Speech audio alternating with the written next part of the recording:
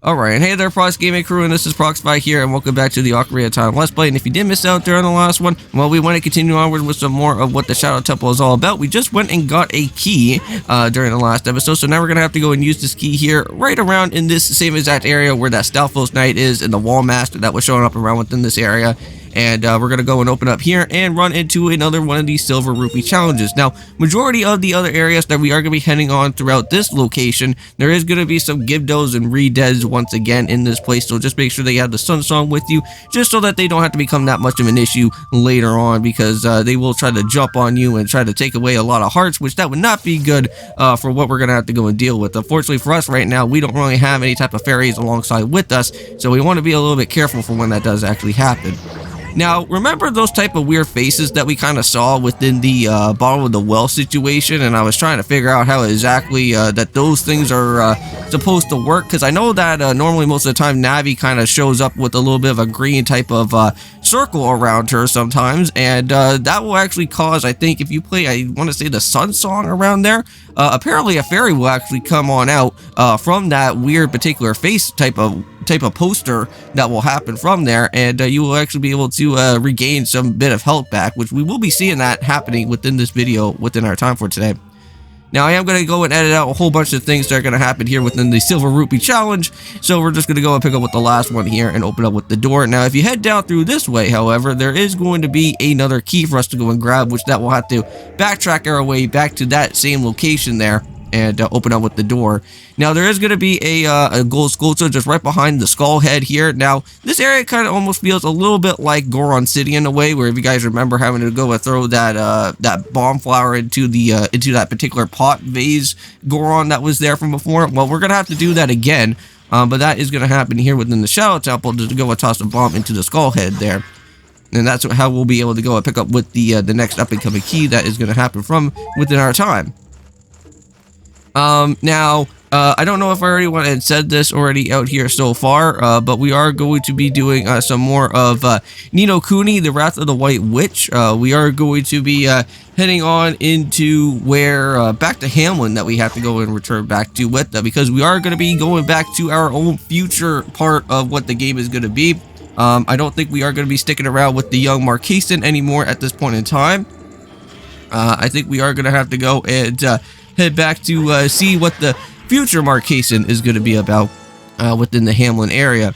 Now, we are going to have to go and pick up with our belief. That is going to happen within the, well, for what the Broken Heart is going to be all about with Marquesan there.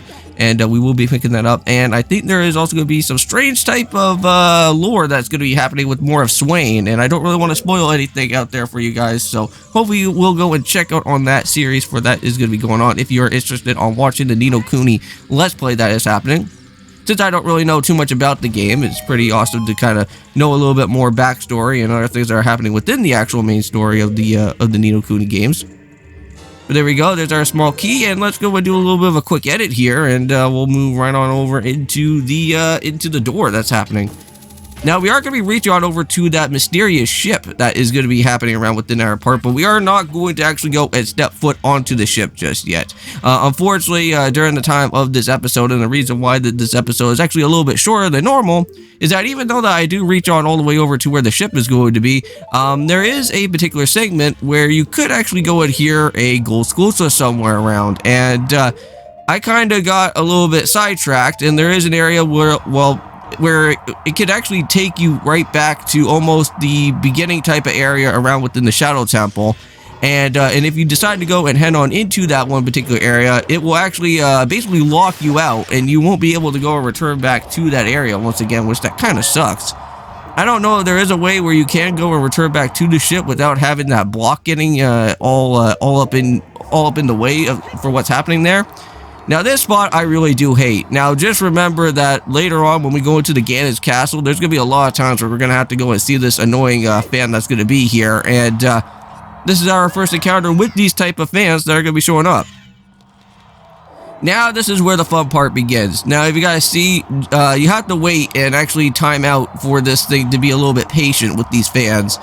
And now there is going to be that one particular eyeball that's going to be here. Now, unfortunately, we can't really go and shoot it down or anything, because we can't really go and do anything about it. But this thing is a is a fireball type of enemy that is going to be, or I should say fireball type of eyeball that's going to be here that will be spitting out a whole bunch of those type of moves there, and you want to be a little bit careful so that you won't cause yourself to go on fire or anything, but if you ever do get yourself caught on fire, well, the Goron back over at the Fire Temple did tell us that if we go and do any type of somersaults or even do our spin attack or anything, will actually take away the fire from us.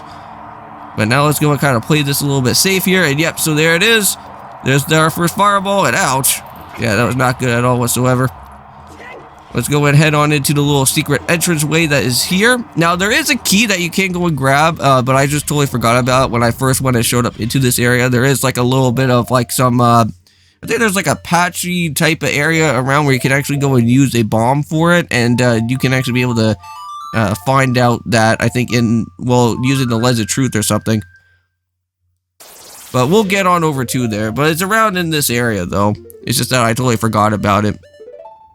But yeah, so now we got ourselves with some Gibdos, and unfortunately, I am gonna, they are gonna jump me once again, which that is not gonna be fun at all whatsoever.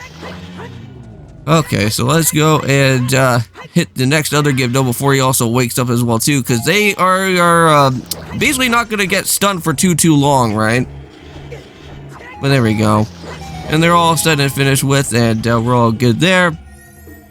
And it looks like there is a chest for us, and I don't think this will actually give us anything too important. I think probably just a rupee or something, right? Yeah, just only, unfortunately, just with a bloopy, that's about it. But yeah, there's that little patchy part of that dirt that we have to go and blow up with the bombs there, but I totally forgot about for that part there at the very beginning of our time there. But we will be making our way back to it, though. Just that for right now, I want to go and head on through the other door that's going to be here without me having to get myself blown away by that annoying fan, because it will push you back. And there we go. We'll head through this way now. And here's the area where that weird face is going to be, where we can actually go and get ourselves with a free fairy in this area. So I think if you just play it right here, play it with the sun song, there should be something that should open up around within this web. Oh, that gives us a special chest, but it should give us a fairy as well, too. There we go. Yep, there's the fairy, just when it just popped up. So we can actually just go and interact with that little fairy.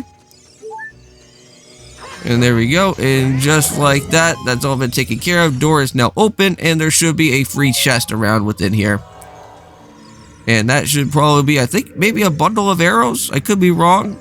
Let me go and just see what this is all about.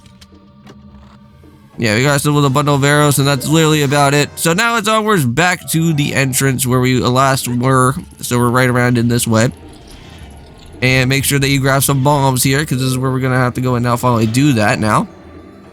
Now, if you remember back over at the bottom of the well, you should be able to kind of recognize some of these different patchiness of this type of dirt here, because sometimes if you're lucky enough, you will be able to find some specialty chests around over here.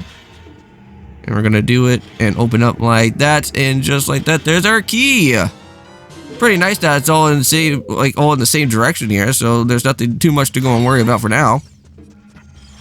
But here it is. This is the last area for right now before we go and jump into the next time of Ocarina of Time. And there it is. There's the ghost ship. Now, we are not going to do anything about it right now at this moment, but I will show you the little detour spot, which I wouldn't really call it as a detour. It's more so of like a soft lock type of spot, because like once you head on into this area and you decide to go and head back to it, this block will go and literally show back up again. Now, however, you could go and push this guy all the way down, well, I want to say all the way to the very far end of that area, and that will take you right to the actual ship itself. Now, I don't know if you may probably have to use a certain Lens of Truth for that gold sculpture, because I hear the sound, but I just don't know where it's actually located with. But yeah, so once you go and head up all the way into this particular type of spot right here, we're right back over to where the swinging blades are. But if we want to go and fall all the way back down, and then actually want to go and return back to where we are, that block is literally back, and there's no way to go.